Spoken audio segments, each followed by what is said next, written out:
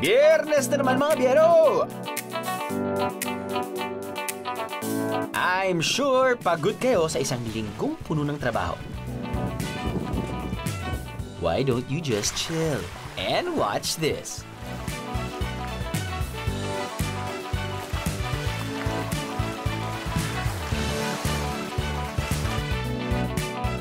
O diba?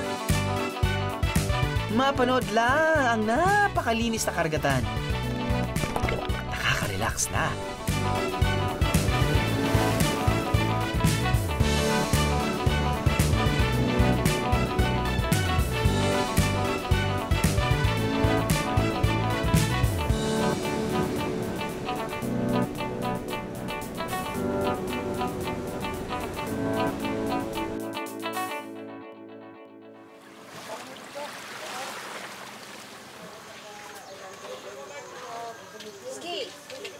Tahimik. At ramdam ang mabagal at simpleng buhay probinsya. Yan ang feels ng Kulasi dito sa Antique. Galing daw ang salitang yan sa ibon ng Kulasisi. Ops, hindi yung mahilig sa bawal na pag-ibig ha. Ang sinasabi ko, isang uri ng indigenous parrot sa ating bansa. Hango rin ang salita sa Kulasi na isang uri naman ng bakawan. Pero bago natin suyuri ng bayang ito, puntahan muna natin ang hidden gem na kung tawagin ay Malalison Island.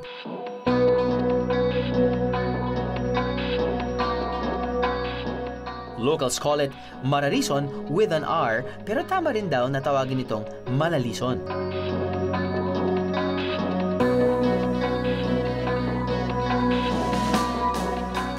Sa laki nitong 55 hectares, kayang-kaya itong maikot ng isang buong maghapon. Pero bakit ka magmamadaling mamasyal kung ganito kagandang isla?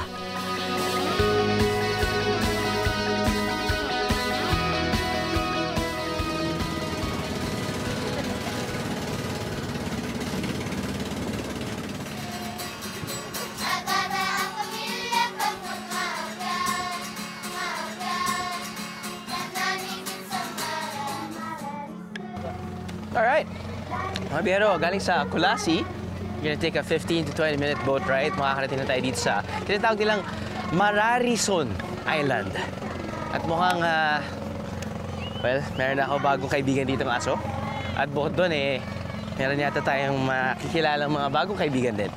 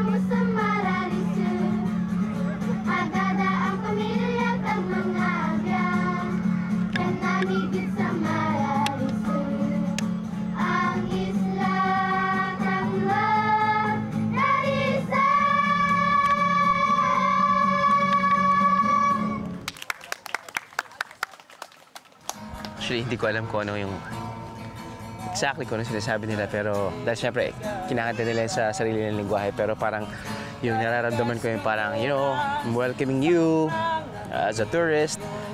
Parang enjoy kayo dito sa aming magandang isla. Parang gano'n. Sana gano'n. Mukha naman yata gano'n. Nakakatuwa lang dahil nakakatuwa talaga kapag mga bata yung kumakanta eh. Pati gumagalawin. Sabay-sabay. Plus, may bonus pa na pareho yung kanilang mga suot. Makukulay pa. Salamat. Thank you. Pero mukhang di lang yun ang pa-welcome ng locals ng isla ng Malalison. Nay, magandang umaga po. Balita po namin na kapag meron pong mga taong pumunta dito sa isla. Magdating. Ngayon pa lang po, opo, pasensya na po, hindi po ako marunong magbisaya. Opo. So meron po ba kayong ginagawa para sa mga kakarating lang po?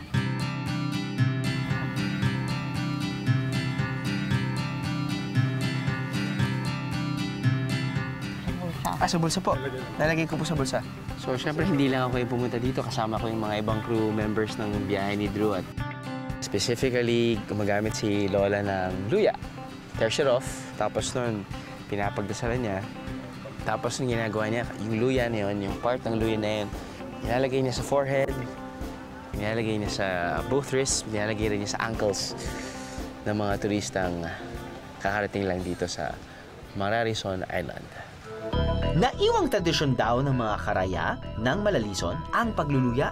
Ito ay isang blessing o basbas mula sa kanilang mga nakatatanda na maaari ng libutin ng isla. Madali lang marating ang probinsya ng Antique. Kung lilipat kayo mula Maynila, ang pinakamalapit na airport dito ay ang Aklan International Airport. Mula sa Aklan naman, aabutin kayo ng halos 3 oras na biyahe patungong Antique.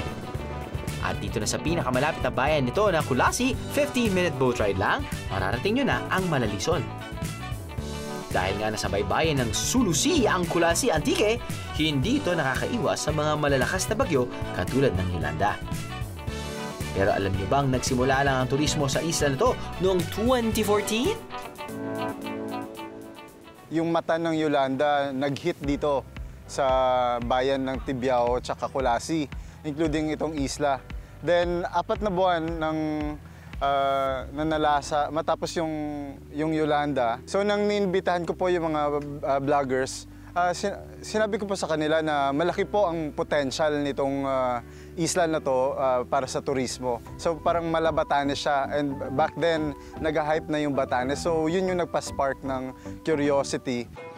Tinamaan man ng bagyo, patuloy ang pamumuhay ng mga taga rito. Ang trahedya, naging simula ng tagumpay para sa mga taga-isla.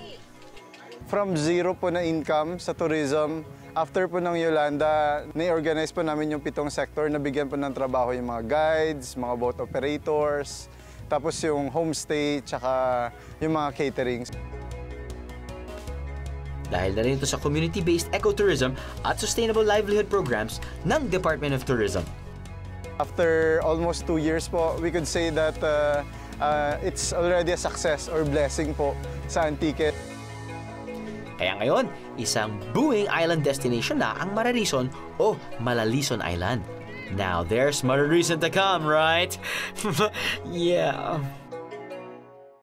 First activity! Nga ba, subukan na ang tubig dito sa isla. Malalison, let's get it on!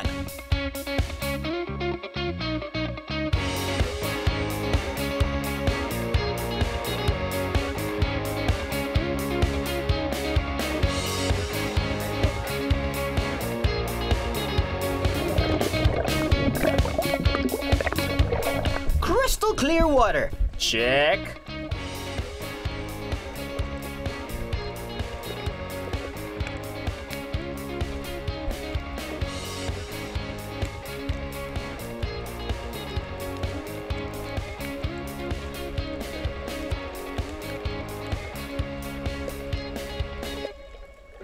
And me free diving into the deep blue sea. Perfect!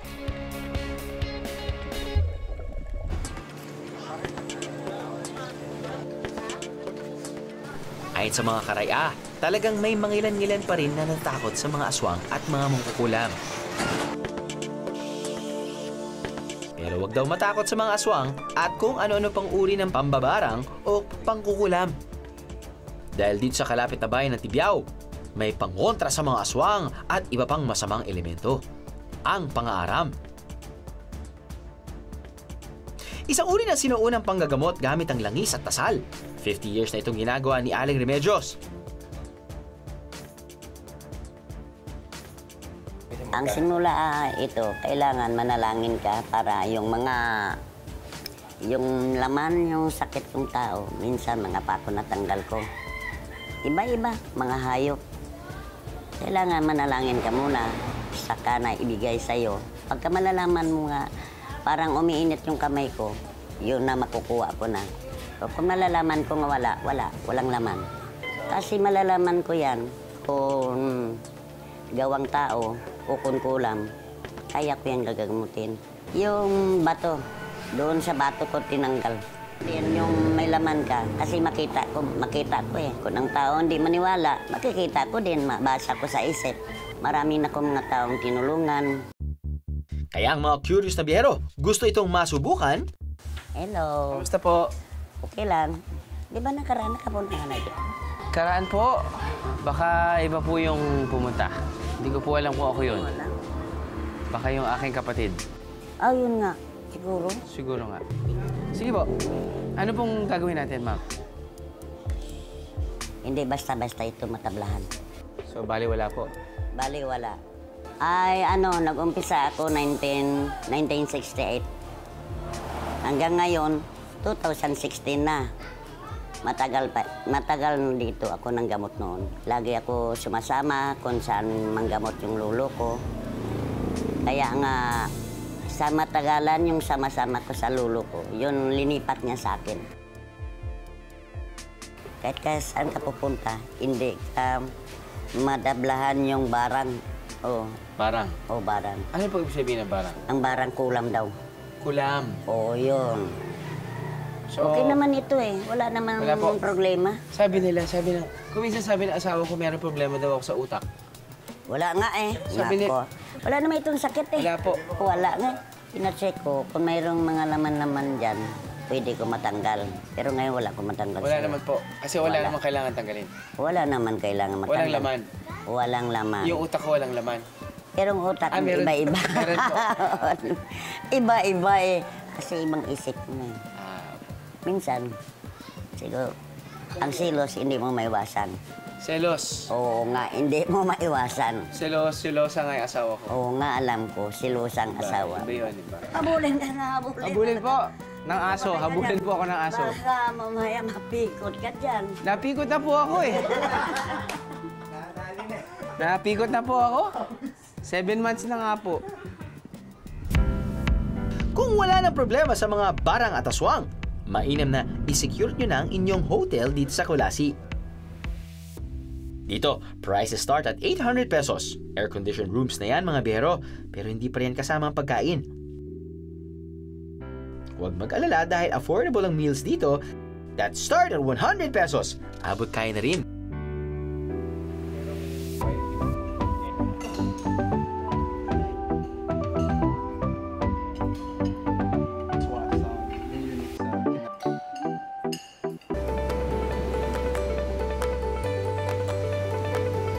A beautiful island indeed. Yung dagat, makikita mo ang linis talaga, friend. Tapos mura. Yeah, mura. So, mas malapit dito sa amin sa Iloilo, pumunta dito sa Antique. I'm sure, di nyo rin naisip na may ganito kagandang White Beach Island just 96 kilometers away from Aklan, kung saan marami ring white beaches. Mas maganda kaya dito sa Kulasi, and alright, Mas dito sa maganda. Mararison. Dahil mas maganda dito kaysa sa iba. Tapos kasi bago. Kasi sa Boracay, daming Medyo polluted na. Dito kasi Fresh ilan pa, ilan fresh pa pa. rin yung taong pumupunta dito. Mula nung dumaan yung Yolanda at saka na kung itong expose yung aming isla, eh medyo talagang marami na sir, marami nang pumupunta rito.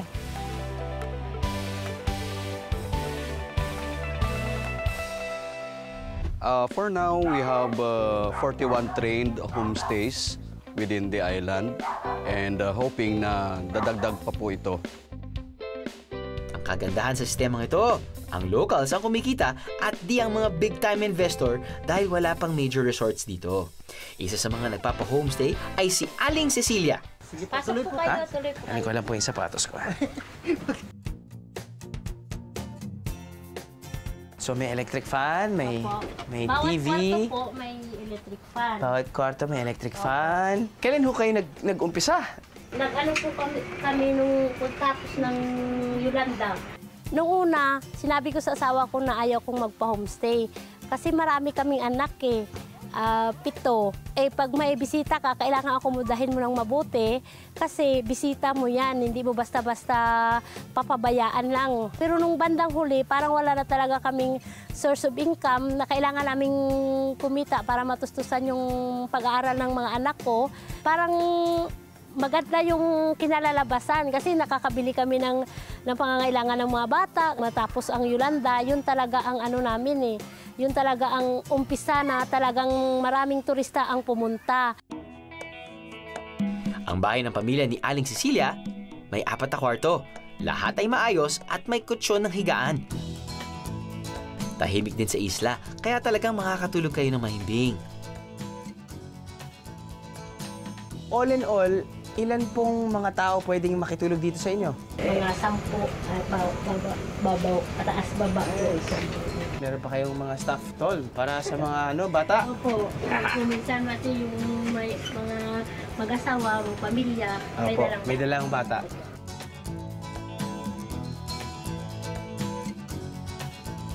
Ayos, komportable naman yung Tapos may 2 unan pa, tapos nun, syempre, kapag gabi naman, di na gano'ng kainitan at importante may electric fan pa.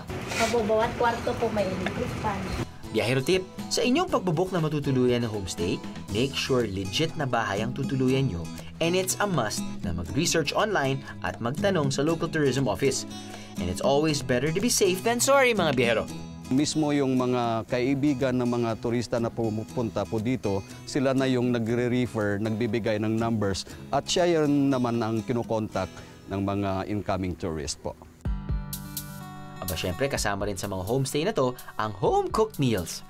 Pag sinabi niyong mag-homestay kayo na may pagkain dala, Opo, okay lang po yun. okay lang po yun na kayo, open naman po kasi lahat ng utensils pwede niyong gamitin. Pwede gamitin. Opo.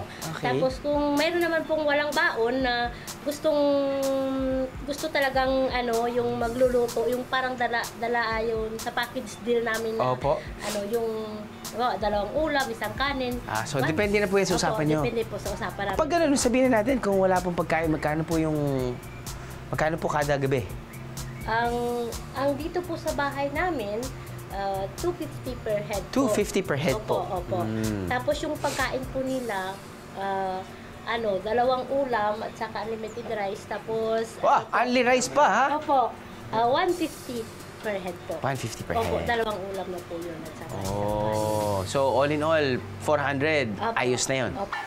Para masampulan ko in true homestay fashion ang pagkain na kasama sa package, ipinagluto ako ng pamilya ng kanilang Karagayan specialties, gaya ng ginataang pugita.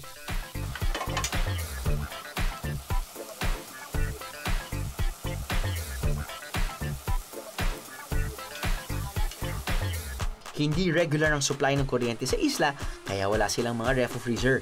Kaya ang huli sa umaga, ulam na sa tanghalian at hapunan. This is as fresh as it can be. Di rin mawawala ang ibang seafood classic, gaya ng kilawin na tuna at ang inihaw na labahita o barangon. Kain tayo. Kain tayo! So, Nay, sa ilang taon na ho kayo nag-accept ng turista? Sa taon? 2? 3? 2 taon. Sino sa tingin niyo, meron bang memorable na mga turista na nakilala nyo? Opo, yung... Isa po yung noong una-una talagang tumira dito sa amin, yung 2 foreigner na taga-Russia na po sila. Tiga-Russia? Opo. May dalang vodka? May isang buwan silang tumira dito sa bahay talaga. Ayaw nila na may nakatira dito sa bahay. Gusto Okay. nila sila lang. Sila lang? Kasi sila ang nagluluto, sila ang... Nakaubad, ganyan. Ayaw! Tama naman. Tapos ito po, ngayon po, kasi siyempre, nakakasama naman kayo sa pagkain. Uy, salamat po. Parang, kumbaga, minsan lang sa buhay namin na may ganito na kasama ko po kayo. Ay, di, At saka linggo-linggo yung po, mga- babalik po kami dito. Ay, okay rin po. Nay, paano niluto yung pugita? At saan pa nanggaling pugita? Kayo mismo nang huli? Nung mangingisda ko dito, nanghuli niyan kanina. Tapos, bininta sa akin, niluto ko. Bago lutuin yan, yung, kumbaga, pinupukpok muna. Kasi matigas mo yan pag hindi na, Pukpok. Pukpok. Kasi malambot na siya ngayon eh. Ay, meron pa rin siyang may konting laban. Pero magwawagi ka. Oo. Yung ginagawa namin dyan, sir, pinatagtad, tapos igigisa na. Tapos, pinapabayaan mo ng kumulo. May sarili kasi yung tubig eh, kung sa siya. Sa loob? Kung siya magtutubig sa kaldero o sa kawali, tapos pag natapos na ubos na yung tubig niya, saka mo siya tutubigan ulit para lumambot siya. Tapos sa bandang huli, saka mo siya lalagyan ng tuyo, paminta, sili, saka kakanggata niya para mas masarap yun eh. Oo. Masarap po. Kakaiba. Parang kumakain sa isang restaurant. Galing. Kain na po. Killer win. Killer for the win. Pwede no? Nay. Sabihin niyo po ngayon, killer for the win. Killer for the win. Tama. Killer win. Yun. Adali mo, Nay.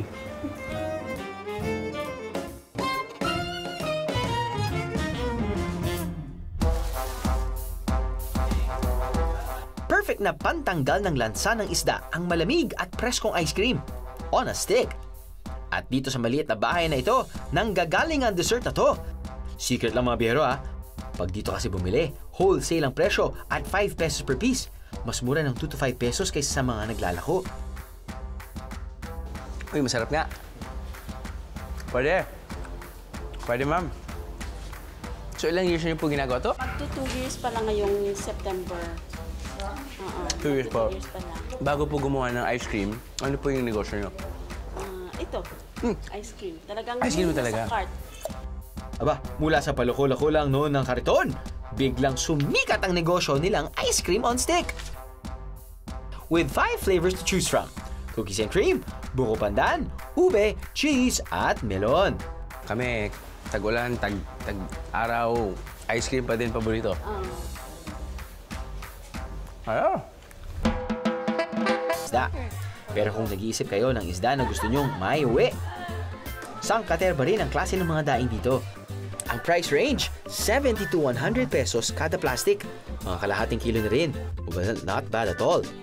Pero ang pinakasikat na pinatuyo at dinaing na isda sa Kulasi, ang pinindang. Mukha siyang pancake na dilis, no? At makaka-order kayo nito sa mga kainang gaya nito. Boodle fight ulit tayo. Actually, kailang minutes na tayo na boodle fight, pero meron tayong ibang matitikman dito na kakaiba.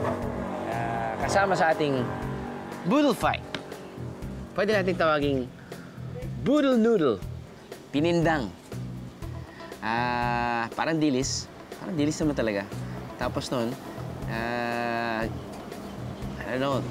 pinipili nila at deep fry. Lasa, hindi natin alam. Of course, deep fry, crispy. Bagay ito sa sa may suka at sili. Sakto.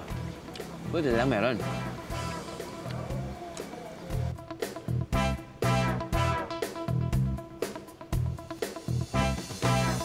Yun!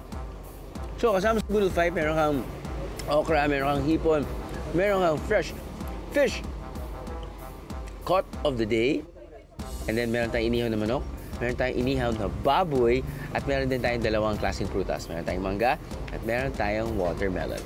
Pero ito kakaiba. It's crispy, it's thin, it's easy to eat, and because it's deep fry, everything's good when you deep fry. Dip yun lang sa suka. Mata.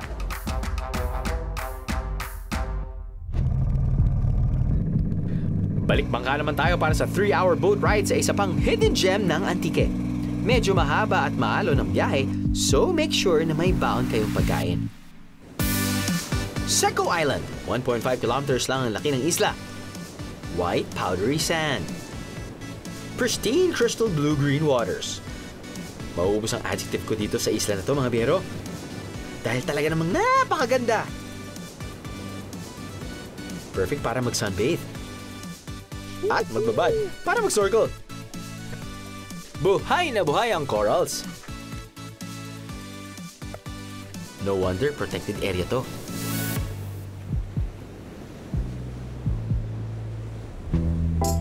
Kung di nyo carry ang malayong biyahe para makapag-island hopping ng tahimik, may islet na malapit sa Malalison.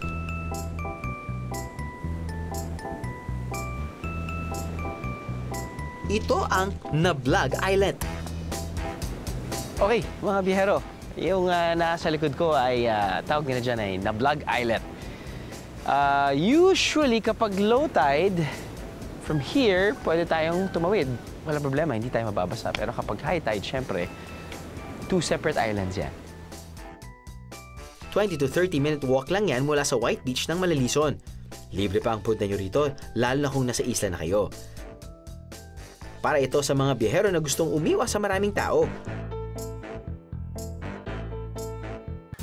Nakatutuwang isipin na di lang pala puro island at beaches ang makikita rito sa Kulasi Antique. Meron din silang mini rice terraces. At hindi lang yan. Dahil may mga bat sanctuary na gaya nito, kitang-kita kung gaano kabuhay ang ecosystem ng Kulasi.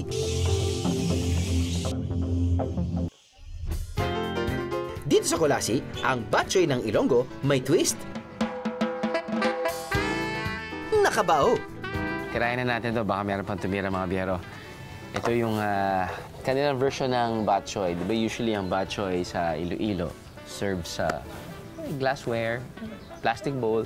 Ito, gumagamit sila ng bao. At it's coupled with malunggay pandesal at isang parang calamansi lemonade drink. At tingnan natin. In terms of presentation, panado.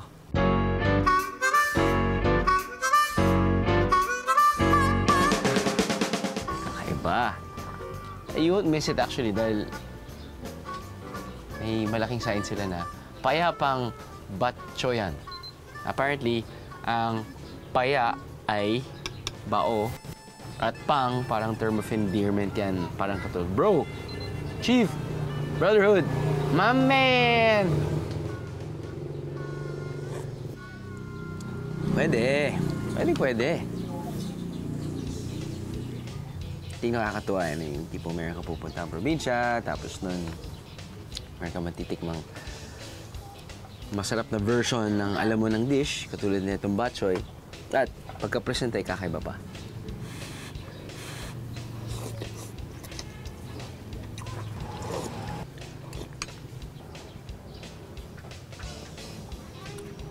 Ayos na. 50 pesos, sulit na yun. Magdalawang order ka, 100 lang yun.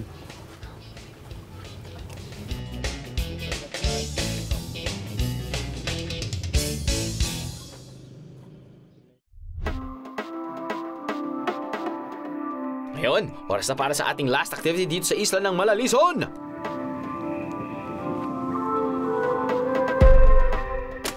Nakakatuwa ang mga kwento ng mga taga rito. Tila lahat ng mga tao ay warm at madaling kausap.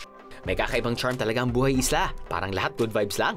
Pero maganda itong lugar nyo. Simple lang at Saka tahimik. tahimik po, no? Oo. Simple at di naman ganong kahirap ang tatahakin yung trails kung balak nyong maakyat ang tinugurian nilang Batanes ng Visayas.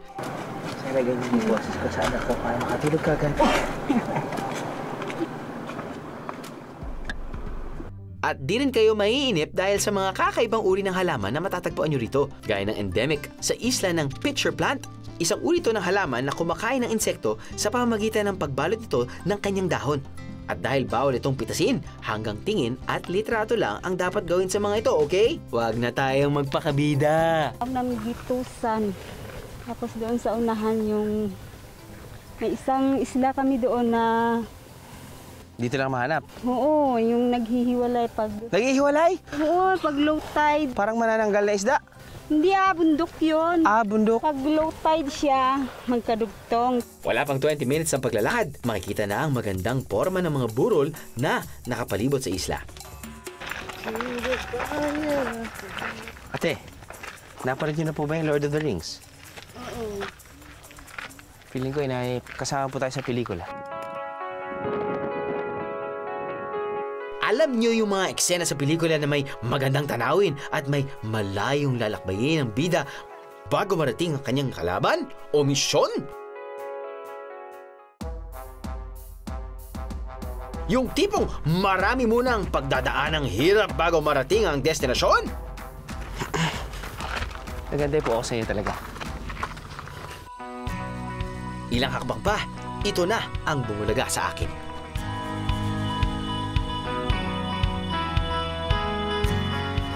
So mula dito, kitang-kita natin yung sandbar kung saan tayo nanggaling kanina.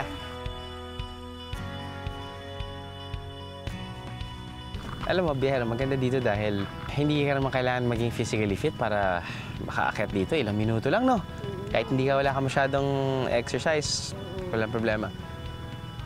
Pati magandang pumunta dito habang hindi pa riot yung mga turista. Ano po ba yung ano? Anong buwan yung magandang pumunta dito na magandang klima at yung hindi masyadong marami pang turista? Mga talaga June. Ganitong buwan June. Ganito talaga. Oo. Pero medyo risky na dahil pwedeng umulan, pwedeng hindi. Ulan na talaga yung June. So usually po yung mga turista, or ikaw bilang tour guide po, ano po yung pwedeng gawin dito? Dito, kuha lang ng magandang view. View, Tapos picture. Oo. Tapos pwede pong magdala ng pagkain dito, hindi din? Pwede din. Oo, Pero importante nga, importante lang na huwag mag-iwan ng kalat. Huwag lang iwan yung mga basura. Opo. Tapos yung mga gustong mag-relax, dito ka lang, umakyat ka lang dito. Pero para sa akin, mas maganda ata kung tatahakin mo ang Malabatanes sa bundok na ito nang tumatakbo. Biyahero Run Mountain Edition.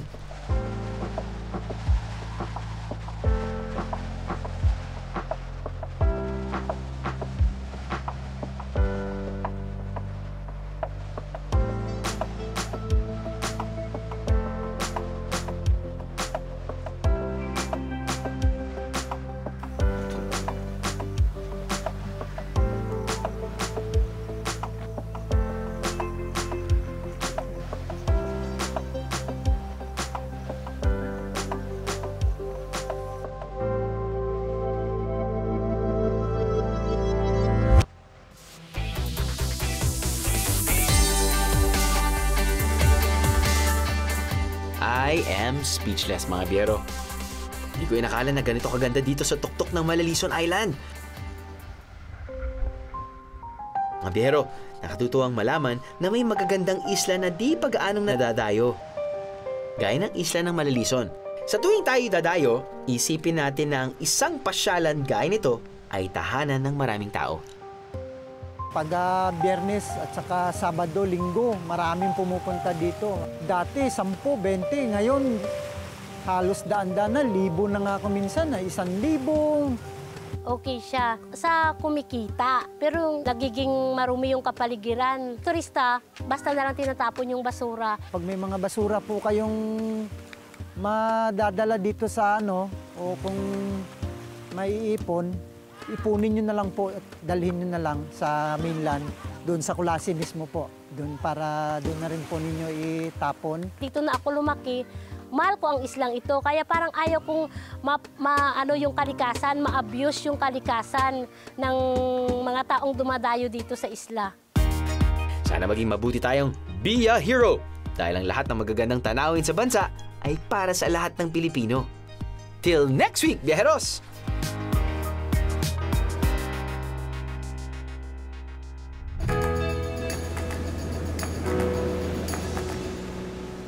Kung makapira ka, labas agad, hindi ka makaipon. Okay. Investments po yun, ma'am. Wala po akong tinatago sa bahay. Talagang investments. Opo, para sa negosyo. Sa stocks. Nay, may nakasulat po ba na ilang motorsiklo pwede kong... Wala naman po. Hindi na, kahit marami po, marami. Marami. Maraming chick. Maraming chick. Kat! Di ba doon tayo pupunta? Bakit tayo pupunta doon? Timing ko ah.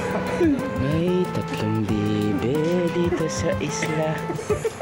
Mataba, mapayat. Nature Spring Bibe. May problema ka, pwede ka naman ng date siya lang. Ay, sus. Pakiulit mo yan para ma-record namin. Pag may problema, pwede kang tumalon. Oo, na-joke lang.